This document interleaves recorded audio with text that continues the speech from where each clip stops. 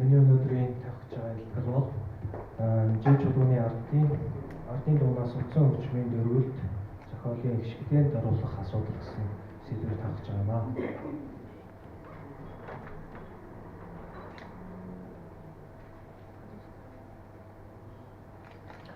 Нийт хөгжмийн зохиолч, удирдагч Монгол Улсын ардын жижигчин Төвийн Шавналт Жи чулуун хөгжмийн зохиолын урын сан дэх гар бичгийн нотыг дахин сэргээж хөгжимдөхөд битгэх зөвлөг ба урын санд ашиглах судалгаанд оруулах үүднээс энэ зохиолуудыг баталсан. Тэгээд энэ зохиолуудыг нотлоход бол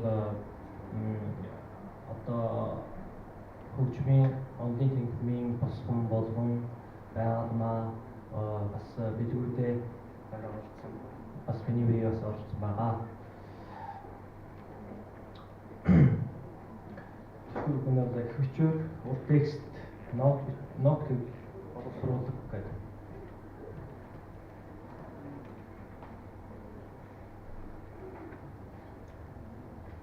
Жи чулууны урын санд гар бичгийн нотыг миний бие Жи чулууны хүү Монгол Улсын консерваторийн зөвлөх багш Урлагийн авиац зүтгэлтэн профессор Чимбат багшийн зөвшөөрлөтөйгээр хувийн архиваасан уран хас удирдах үндэсний найраг хөгжим Монгол бүжиг ардын дуунаас утсан хөгжмийн дөрвөл зэрэг нийт 25 зохиолыг шивж боловсруулан хэвлэхийг уриалсан юм аа.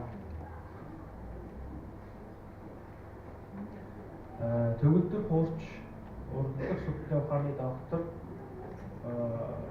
Б. Оюун Баатарын төгөлдөр хуурын зохиолыг боловсруулах асуудал номдоо яагаад их бичвэрийг бус боловсруулалтын хөгжимдөг вэ гэвэл уран бүтээлч альва их бичвэр боловсруулалтыг судлан хөгжимдөхөд тус зохиолыг боловсруулах нь түүний зүгээс гарцаагүй хийж гүйцэтгэх нэг үе шат болдог юм. Тийм учраас хөгжимчид бэлэн болсон боловсруулагдсан хөгжмийн зохиолыг уран бүтээлдээ ашигладаг гэж дурдсан байлаа.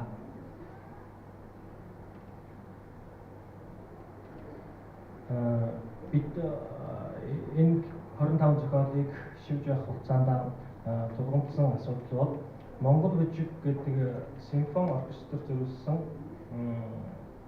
бүжгийн бүтээл нь 19 дугаар цифрээс одоо партитур нь одоо гээгдсэн байсан. Тэгээд тийм учраас нөгөө партаас нэгж шивж гүйцэтгээсэн. Тэгээд олон дууны үгэн байхгүй болохоор Чимбат багшийн туслалцаатайгаар зарим дууны үгийг нь олсон боловч партитурын дээр дууны үгийн хуваарлтын боловсруулалт байхгүй болохоор минь жуурд хахираа чамтайгаан жаргаж явна төрсөн нутаг өглөө өглөө зэрэг дуунуудын үгэнд хуваарлтын боловсруулалт хийсэн.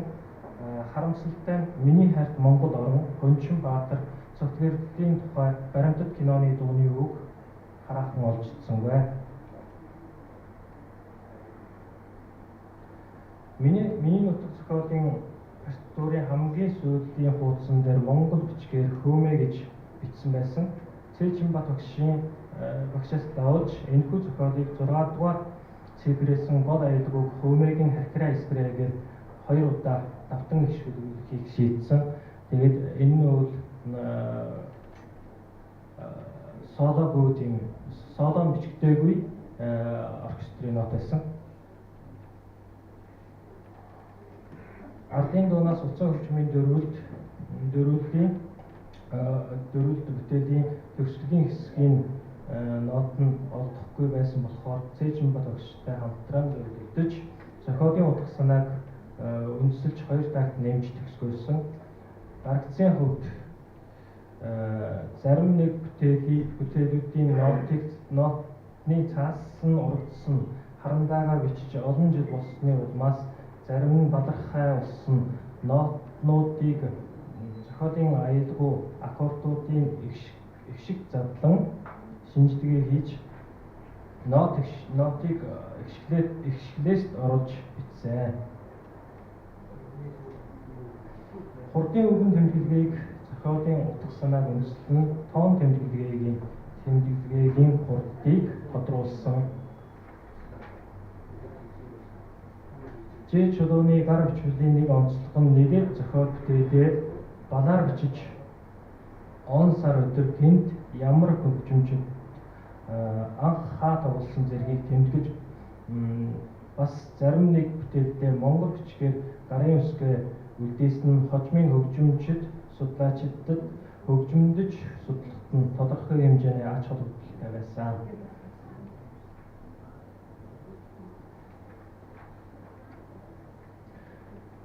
Ж чулуун нь өөрөө хөгжимчин удирдаач хөгжмийн зохиолч байсан болохоор илүү хөгжимдөх талаас нь хөгжмийн боловсруулалт хийсэн нь ажиглагддаг. Ж чулууны хурд хүчтэй хэллэг чимэглэл гэсэн дөрвөн боловсролтын аргыг зарим зохиолуудаа хэрэгэлсэн байдаг.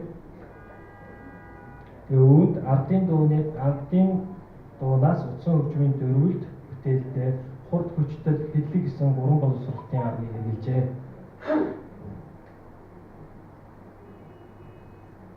Тэгээд хурдын тэмдэглэгээ нь бол Allegro non troppo гэдэг ихтэй байгаа. Тэгээд энэ завсрын хурдын тэмдэглэгээ нэгрийт орсон байгаа.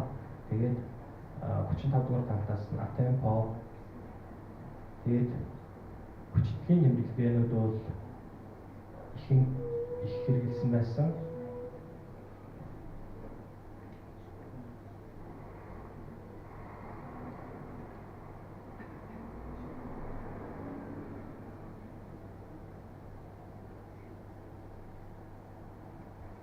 За хэллэгийн тэмдэглэгээнүүд гэхэд бол pizzicato, arco soltanto, staccato, tenuto, marcato, portato, legato зэрэг хэллэгийн тэмдэглэгээнүүдээс энэ тус зохиолдоо бол энэ 8 хэллэгийн тэмдэглэгээнүүдийг хэрэглэсэн байсан. Тэгээд энэ нь бол Сарталагийн үзүүлэлт pizzicato болон arco тэгээд энэ нэг хоёр тактын дотор бол энэ 5-ны ангсын хэллэгийн тэмдэглэгийг хэрэглэгдсэн байсан.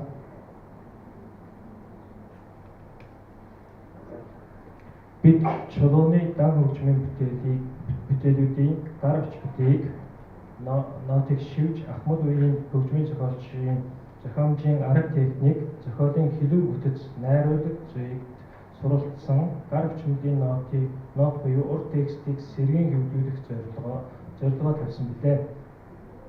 Дууны өвгөн хуваарлтын боловсруулалт хийж зарим зохиолын партитур нь дутуу байсныг партасан шивж гүйцэтгэн ардын дуунаас утсан хөгжмийн дөрвөлд бүтээлийн төгсгөлийн хэсгийн нотыг олдохгүй байсан болохоор хоёр таг нэмж төгсгөөсөн гар бичмэлийн нотыг шивж байх явцдаа хөгжмийн зохиолчийн боловсруулах аргыг судалж төгөлдөр хуурч урлаг судлалын ухааны доктор Б. Уянбаатарын төгөлдөр хуурын зохиолыг боловсруулах асуудал судалгааны ажилд суурлан хурд хүчтэй хэллэг, чимэглэл, хуваарлал гэсэн 5 төрлийн хөгжмөдөх тэмдэглэгээнүүдээс Ж чулууны ардын дуунаас утсан хөгжмийн дөрвөлд бүтээлд хурд хүчтэй хэллэг гэсэн 3 хөгжмөдөх тэмдэглэгээнд задлан шинжилгээ хийсэн.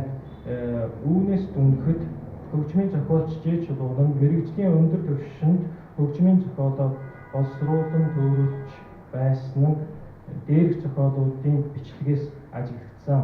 Энэхүү зохиолууд судалгааны эргэлтэнд орж хөгжмийн зохиолыг урам бүтээлчд боловсруулан хөгжимдөх цагт 1-дугаарт нот шивж хэвлэгдсэн байдал, 2-дугаарт ардын дуунаас утсан хөгжмийн дөрвөлд бүтээлд хурд хүчтэй хэллэг гэсэн хөгжмөдөх тэмдэглэгээнд хийсэн шинжилэл маань дөрвөн болох болов.